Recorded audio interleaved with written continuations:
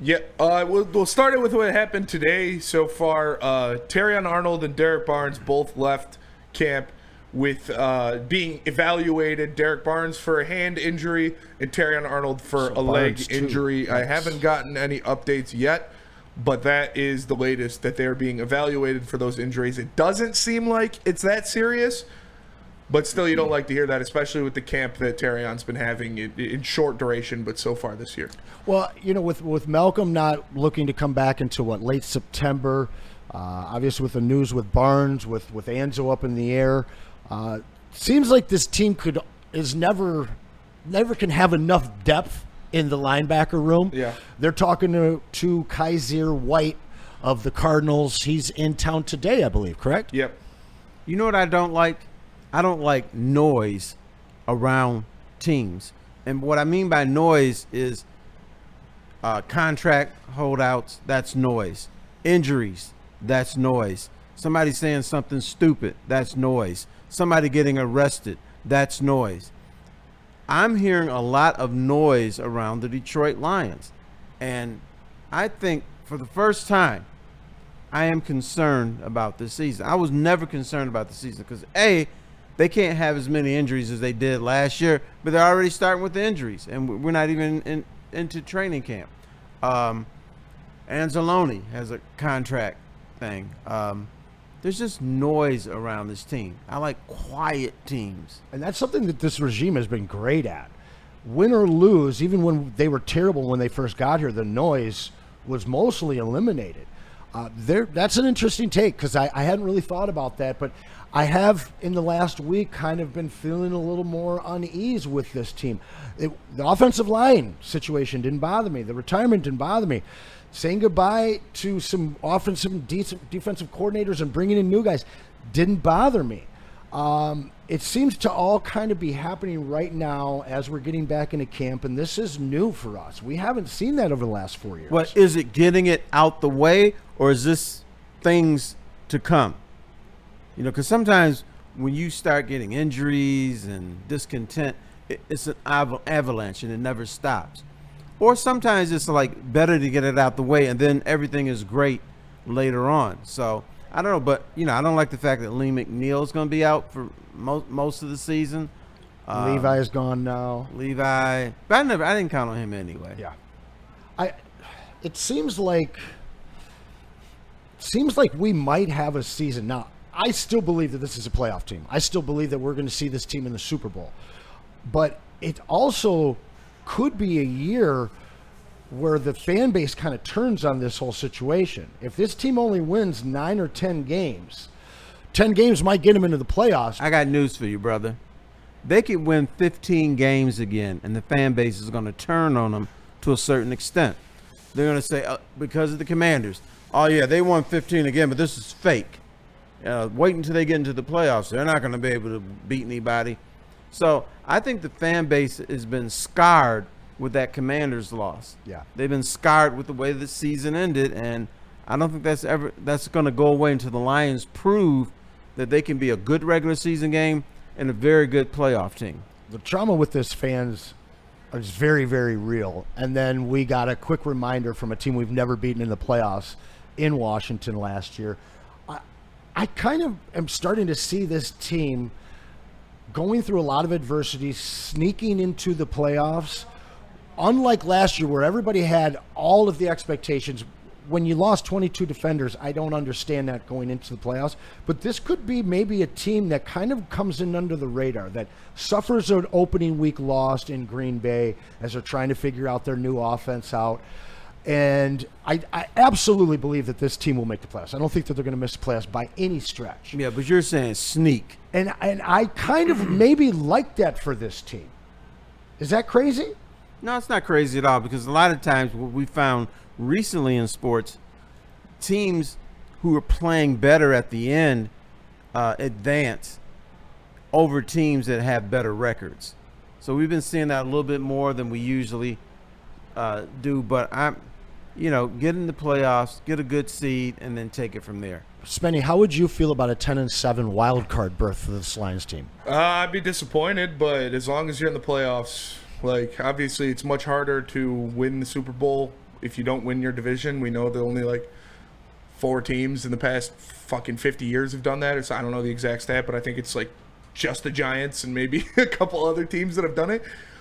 So you want the home field advantage. You want, obviously, the first round bye would be nice, but we know that that doesn't mean much. I don't really care how you do it. Just you got to get into the playoffs, and I still think they're going to win the division. I'm not worried about that at all. See, a first round bye does mean a lot. It does mean a lot when you don't have a defense, when all of your defensive players are sitting on the bench. That's fair. So that's the way I look at it. Yeah, to me, I see this young offensive line. I see a new scheme on both the defensive and offensive side of the ball. And then I see a crazy, crazy, shitty schedule that this team has to fight through. So they're going to be forced through fire with a bunch of young new faces, including on the sidelines. This team could be gelling by the time we hit the playoffs, adversely to what we saw from last year's team, a team that had the wheels falling off. You know who else used to do that? The New England Patriots, when they were rolling. They weren't great in September. In fact, teams would come up and, we beat New England. Oh, we good, we bad. Tom Brady's washed. Right. And then those teams would fade. But New England in October, November, December, you couldn't beat them. Well, and last year's Chiefs team was terrible. They weren't going to make the Super Bowl midseason. Correct. So I don't know. I mean, it's something to think about, and I think it's something to store in the back of your mind if you do see this Lions team get off to a tough start, see them lose maybe, 2 out of those first 3 tough games that they've got on the slate. But I have such belief in the way that this team has been built and their focus on the young guys that this isn't just about this year. It's about the rest of this decade. And for me, it's really important to see them take the step to win playoff games. I don't care what the seed they do it from. Yeah. Yeah, the regular season is obviously it's still important, and you still want to win the division because you want to put yourself in the best situation to go into the playoffs and have success. And playing in front of the fans in Comerica Park, in Ford Field, is the best way to have success. It just flat out is. We truly have a home field advantage. But at the end of the day, it doesn't matter if you lose, if you get your ass beat by a fucking rookie. Like, it really doesn't matter. So just get into the playoffs and then win playoff games. I'm not saying that it doesn't matter. Like, I'd much rather win the division, but it's all about what you do in the playoffs. Give me the 2 seed with no week off. Yeah, I'm cool with that. And I think that's a realistic expectation to have. They go 11-6 and win the division. Would you be good with that? Absolutely. Hell yeah. I got no. I think that's what's going to happen. Yeah. Put another division banner up. More noise. Get a home field game. Yeah. Maybe the schedule works out your way and you get another one, maybe even 3. Yeah, who's going to be the 1 seed in the NFC this year? Maybe the 49ers because they got like the weakest schedule ever created. Maybe the Eagles. Their schedule is pretty tough too, though. So maybe the Lions. Maybe the Lions. Could be the Lions because I know the schedule is tough, and I know. I'm going to get scared even saying all of these. And I know you're on the road in Baltimore, on the road in Philly, on the road in Kansas City, on the road in Cincinnati. Like, those are tough matchups. But you're the Detroit Lions, too. But you know what? Welcome to the real world. Yep. That's what good teams have to do. Yep. Dallas, when they were good, had to play a tough schedule. Kansas City had to play a tough schedule. Buffalo had to play a tough schedule. Lions didn't have to play a tough schedule. You know why? Because they sucked. Yeah. So it wasn't, nobody wanted to see on TV. Now, people want to see the Lions on TV. So when you're on national TV, guess what? You're going to play a good opponent. Yeah. You're not going to play the Sisters of the Poor because now people finally want to see them. Now, people are all so how come our Lions are not on national TV? Because nobody wants to see that crap. Now that they're on national TV, they don't want to put the Lions up against the Sisters of the Poor, so they're going to have them play somebody good. So, therefore, that's what you get when you're good. That's the Sisters of the Poor. Shout out Byrne with a great super chat here. Yet only 2 number 1 seeds have actually won the Super Bowl since 2000, and only 5 have even made it to the Super Bowl. Number 1 seed ain't that great. Shout out Byrne. Keep those super chats coming in. Once again, we've got some cards that we're going to send out to the winner on that prize wheel at the end.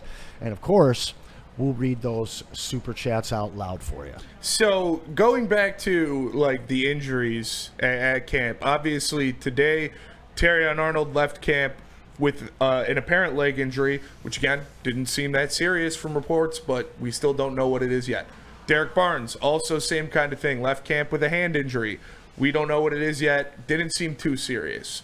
They both walked off under their own power and stuff like that. No like carts were involved. Bro, you know what you do when you have a hand injury? You put a little soft cast on it, and that's what you it just is. Go and play. We've been told. I said it earlier by Nolan Bianchi and by John McAroon, two beat writers for the Lions, that they're being very serious and very precautionary with the injuries so far in camp.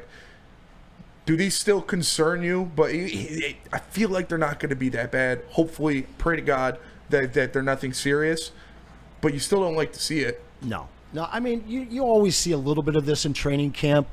I think what you don't want to see is more news like what we saw with Levi. Yeah. I am super curious, though. I think about this all the time. If you could take a present-day medical staff from a team and send them back in time to, let's say, like 1982 to evaluate all the players on their team, yeah, and then say, okay, you guys all have to sit out because you've got this, or that, would anybody even be playing back then? No. Absolutely not. I agree. That's very fair. Those guys were warriors. No, man. but some coaches treat their players different. You know, back then, the coach is like, oh, you got a broken face? I don't care. Put the helmet on. You're playing. You get a face. It was a different mentality. We're going to give you a visor. It'll be fine. Right. Put a little Vaseline on it. You'll be cool.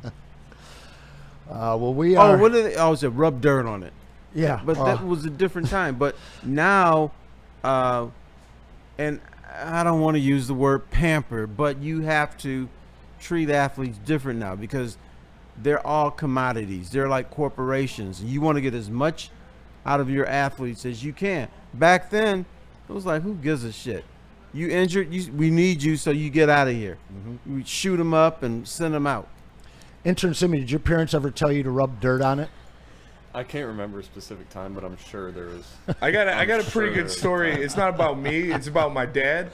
Yes, so, please. My dad, he used to ride a motorcycle. He hasn't anymore. It's been, by the way, if you're trying to buy a motorcycle, it's technically an antique. It's like an 86 Honda Shadow. Pretty nice. But he was riding his motorcycle, and somebody ran a red light, like when he was riding through the intersection, and almost cut him off, and he ended up wiping out. And this thing is a horse. Like, it's 1,200cc bike. It's like 1,500-pound bike. And it landed on his leg, and it shattered his ankle.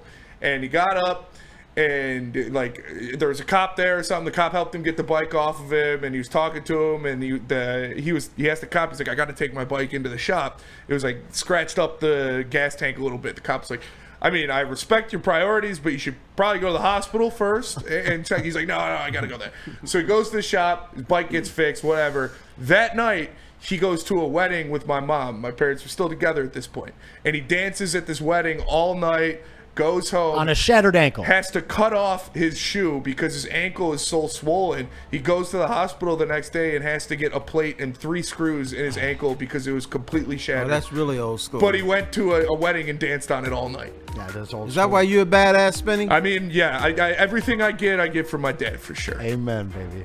Amen. I was gonna fight Spinny one day, and then he started telling his dad stories. Like, I ain't fucking with him. That's a smart move, Terry. That's a smart move.